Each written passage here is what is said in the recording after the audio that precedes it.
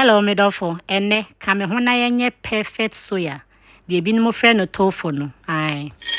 Wo hwɛ de etwa gu ya na kyerɛ sɛ ne enomo season na ne enemu no. Me sha se me fa soya. Ena me soak no overnight. Ubetimi nso asoak no roughly 8 hours. Afe ebeye mre na sade echi a.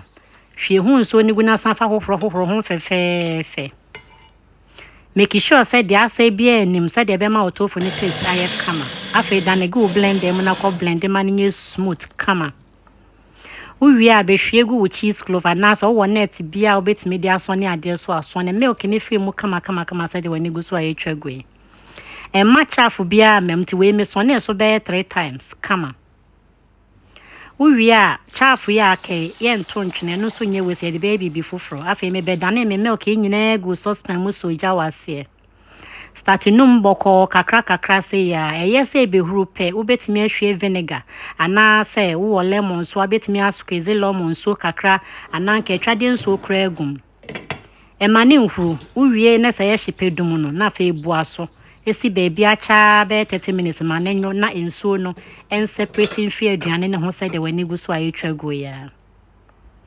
uwi afi sanfa net ana se cheese clover kata so ane so na sister aduane ne nyina free ensuo num se de wani gu so ayetwago ya fa ne nyina gu net mu ade we dodo na timi yusu se na especially omom ye vegetarian to se wo yo bia wani nyinam ho a wo betimi aye bibi se wo di aduane bia betimi de atoso ama na ye nika kama mi bechi nsuo no dodo na free mu mi wie ye we no eye ginger spices we no eye optional open so abaye ne sa mi di jene ne spring onion e na bell pepper kakra egum eno ne nyina eye optional open so obejai sa part ha no num fe na make sure say nsuo ne dodo na free mi wie ye me bechichire na masan de atoso ye atokro de da asem na chese he me de ade aye moye dru esiso e de akoto baby be 3 hours ubetimi anka manya more than that because me wie me hu se me de na mu anya dindindin sa na so na e kama pa afi me betwitwa ade aye fe ade aye nika ai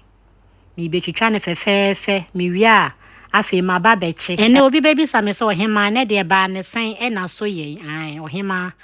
me trap na chibela kakra kebi makochi vegetarian bi esike e wo papa hu dos no fi so no onwe na mo kipu ne sika woni botom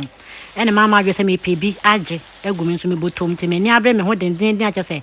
me be chichi so ya se ya na se me prove ache se me menu munya me den na so wie na me nya ne wie a ma de ne sika nyina de akotom ponche ene na ntwena magu fridge ma ache ne se no mode wo hwe de wo chiwadie kama emaneshe uwie a hafe na yedu anumo de session nankasa fa bata kakra woni bata obetimi afa nwa kakra no wahwie uje ne bell peppers ni ade kama gum wode moko ene ginger powder ne honkro no banchine kakra turmeric na eso wode gum ankasa sizin wadie fefe ne no ma ne mix akono nika kama uwie a we no obetimi de ahyehye maba so na jese chinchinga no a na eguso ayeye no